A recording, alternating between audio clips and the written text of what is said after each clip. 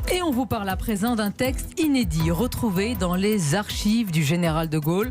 Un document datant de 1943 dans lequel Albert Camus lance un appel au renouveau des élites, indispensable selon lui à l'avenir de la France. Un texte très actuel, finalement, rédigé de la main de Camus, âgé de 30 ans alors, Jean-Jacques Herry. Dans ce texte de 3 feuillets, on ne retrouve pas la fine écriture anguleuse de l'écrivain.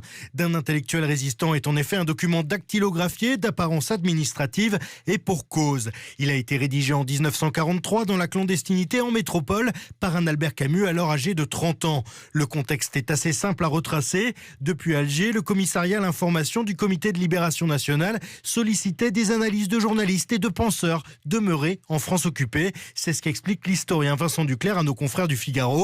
Cela permettait aux forces en lutte contre le régime de Vichy de se faire une idée de l'état de l'opinion en métropole. Cet état d'esprit, il peut se résumer en 2 mots selon l'intellectuel, l'angoisse et l'incertitude. L'angoisse, c'est celle d'un pays meurtri qu'il faudra bientôt reconstruire et ce le plus vite possible dans une lutte contre la montre pour l'avenir même de la nation.